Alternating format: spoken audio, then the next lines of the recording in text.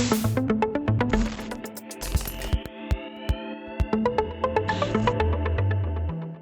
think I'd like to change my hair. Brilliant. The bold new season of When Calls the Heart. Wow, you look great. Sunday, April 7th at 9, only on Hallmark. Well, first of all, congratulations for the upcoming 11th season of the show. Thank you very much. You have to be extremely proud of how far this show has come since season one, and knowing that a show like this, or shows now in today's TV landscape, don't last this long. 11 seasons is a long time for a show. I am very proud and I'm very thankful. You're absolutely right. It's pretty remarkable. I feel like we've joined a relatively short list of shows that have Very. reached this point, and I'm not tired of it, so let's keep going. And the great thing about this show is not only do you guys have that core group of Hardys, but you guys continue to add fans every season, which is amazing to me, and the ratings still stay high. Oh, well, thank you. I appreciate that. I think you're right. I mean, we do seem to bring in new fans every year. I don't know if it's all the photos of the hunks that we post. They might have something to do with it. But yeah, I'm sure it's probably also the stories we're telling. People do seem to be really invested, and our fan base is just growing and growing. It's an exciting thing to be a part of. So with the beginning of season 11, are we going to pick exactly right up after the events of season 10? Is there a little bit of a time jump? Where are we going to be picking up at? So it is a combination of those things. We are picking back up right where we left off, like immediately. The horses are riding off up the hill, and when we come back, the horses are riding back into town. So we're not really missing a beat. But then there is a little time jump that happens between that pickup scene and the true beginning of season 11. So a little of each. We find out at the end of season 10 that I guess Lucas has been shot. And I'm curious to know, and one of my friends, she was watching the finale with me. She wanted to know, now that Elizabeth knows this has happened, will it change her decision as far as breaking things off with Lucas, or maybe make her think twice about it now that he's been injured? No, is the short answer. It doesn't make her change her mind. I mean, it's just a nice reminder that even though they're no longer together romantically, Elizabeth still cares very deeply for Lucas and rushes to be by his side. So no, I mean, I think she feels like she made the right decision and is now on the right path for herself. But yeah, obviously wants to make sure Lucas is all right. Right. There was a scene in the finale where I really enjoyed, where she's in class with the kids, and the kids were, I guess, conflicted about supporting Lucas for governor. And I thought that was a really cute scene. How did it make Elizabeth feel knowing that the kids had her back 100%? I mean, it's just so cute, isn't it? So sweet. Like, aren't what did they say? Something like, aren't we supposed to hate Mr. Bouchard? Yeah. Like, reminding children that there's a great spectrum of emotion there, and it doesn't have to be one thing or another, and also that Lucas didn't do anything wrong. Right. He's a great guy. He just didn't end up being the guy for Elizabeth. Yeah, but very, very sweet scene. And I think it made Elizabeth, or Mrs. Thornton, feel really good to know her students had her back. One thing I'm looking forward to is, I think it was season 8 when Nathan told Elizabeth that he loved her. Big. Coming into season 11, is she concerned at all that he may not have those same feelings? And B, for him, how does he handle knowing that those two Elizabeth and Lucas have broken up? How does he handle, if he does have those feelings, approaching Elizabeth, bringing stuff like that up to her again? If that makes sense. It does make sense. It's very clear. And you've hit the nail on the head. I think for both of them, they're being cautious, optimistic, but cautious. Elizabeth, yes, is aware that Nathan loved her back in season 8, but she doesn't know if he still has feelings for her. She thinks he does. but it's a big step to put your feelings out there like that. Mhm. And especially as a woman in that time, I think she's proceeding with caution. And I think it will take some time for her to really find that confidence. And for Nathan, bro code, right? Like he doesn't want to immediately step in. And he also likewise isn't sure how Elizabeth feels. He thinks he's picked up on a vibe, but just because she's single doesn't mean she's suddenly his. So they really do a dance for a while trying to figure out where they stand. So what you're saying is slow burn. Slow burn. Slow burn. The best kind of burn. Well, that's interesting because I'm going to be curious to see how the friendship, I guess you can say it's a friendship between Nathan and Lucas evolves over season 11, knowing what's happening with, Lucas breaking up with Elizabeth and now Nathan interested in Elizabeth again, possibly. I'm curious to see that relationship between those two. Me too. I mean, I've seen it all. I've lived it all and then I've seen it. But yes, it is that's one of the great things about being a part of a show that has been around as long as ours has. You get to see relationships and characters evolve and go through different seasons. Obviously, one of your favorite pairings, Rosemary and Elizabeth, they started off a certain kind of way in season Mhm. one, and their friendship has completely grown and blossomed into like a very deep sisterhood. Um, so I think it will be interesting to see how Nathan and Lucas navigate their friendship, which has always been like a little I don't know how to put it. It's an interesting friendship. It's like it's hot, it's cold, it's kind of they give each Little other. competitive here and there. Yeah. Yeah, exactly. So let's see. Do you think the fact that uh, Elizabeth and Nathan are raising a kid is going to help maybe bring those two closer together? Um, yes and no. Ooh. So yes, in that there's a lot of common ground. They have deep conversations about parenting, about their children and their growth, about what they may or may not be ready for. And they really lean on each other in that way. So there's a real connection there. But having being single parents might also slow them down a little bit because they want to be respectful of their children. Right. Also, Yeah. also things come up in their children's lives that might get in the way of call it romantic progress.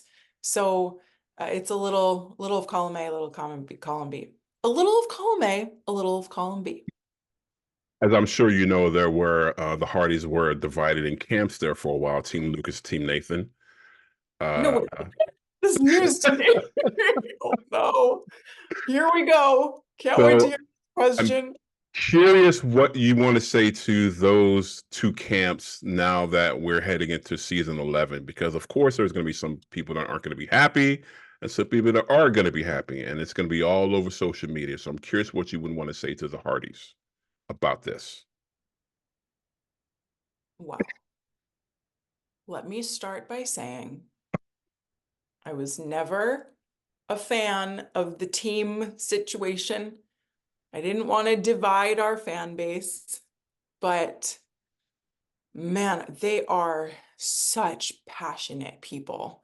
And I mean, that's a really good thing. It's part of what keeps them so engaged in our stories and our characters. So I'm glad about that passion. But I would just say, like, we are so moving on from a triangle. There's no need to be team this or team that, because I can guarantee you that what we have coming up in season 11 is so exciting for Lucas in his own independent way, and so beautiful for Nathan in his way, kind of finally getting to experience love. There's something for both guys and for both team or camp. if we're gonna lean into that again. And just on a more personal note, like I care so deeply about when calls and the stories we tell and the viewers that we're making this show for. And it genuinely makes me sad that we have upset one of these teams, Nathan's team back in season 8, I think it was, and Team Lucas in season 10. Like, I don't want that. I don't want our fans to be upset or unhappy. We're just trying to tell interesting stories, showing characters go through real dilemmas and experience human emotions and fears, and try to live their most authentic lives. So that's what we've attempted to do. And I really hope that both teams can kind of come together and enjoy what we've created for the community of Hope Valley in season 11. As you know, my favorite friendship on this show is Elizabeth and Rosemary. It's a good But one. my second favorite, and the scenes I enjoyed the most in the finale, are the ones between Elizabeth and Henry. Ooh, Loved those scenes.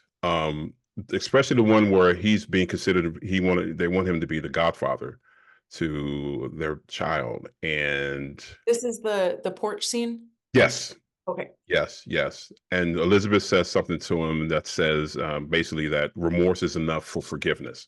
I thought that was a great line. Can you talk about that friendship that she supported this man since day one on that show?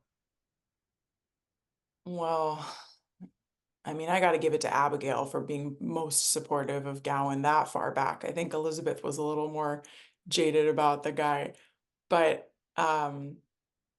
there's there has been for a long time a very special connection between Elizabeth and Gowan, a mutual care and respect. I think that at a certain point, Elizabeth started to see what Abagail saw in him, and trusted that, and really wanted to see Gowan just kind of like let go of everything, of the guilt that he was still holding on to. She wants him to live his best life. And that connection between them, it probably did start because of Abagail, but it has continued to linger, not just because of that, but because they can see the real person and they want what's best for them. Elizabeth wanting Gowan to finally forgive himself truly, and Gowan gently encouraging Elizabeth in those stable scenes back in season 10 to really think about what she wants. And that was a very confronting thing to say, Hmm. that probably could have only come from him. Hmm. I just enjoy you two working those scenes together. They're fantastic to watch. Thank you so much. Thanks. He's a real pro, and is like, it's just, Martin is so grounded and natural and nuanced that he makes it really easy, because you kind of just got to sit there and take it in and try to be on the same level as Martin. And I'm glad that you like those scenes. Thank you so much. I think I already know what you're going to say to this. One of my final questions is they teased obviously that he went to see Abagail at the end of season 10. Can you say anything as far as Lori Laughlin coming back to the show, a one-off appearance? Can you say anything about that? You think you know what I'm going to say? No. um yeah, I will answer this, because I obviously Lori is a dear friend of mine, and I care about her so deeply, and I would love to see her back in Hope Valley at some point. I don't know of any plans to do so immediately. And I do want to say, because I don't want people to I don't want their hopes to be up and then crushed. We do see Gowan go to visit Abagail at the end of season 10, Hmm. but Abagail is not currently in season 11. So I don't want people to feel like they're coming back into a season and they're going to see her. I don't want to disappoint anyone. Um, but I love my Lori, and I'd love to work with her again. Who knows? Who knows what the future holds? This is one of my looking down the road questions, but I was thinking about this the other day. As little Jack gets older, obviously he's going to want to know about his father. Hmm. Um, as he gets older and he becomes his own man, how do you think Elizabeth would react if he comes to her and says that he wants to be a Mountie like his father?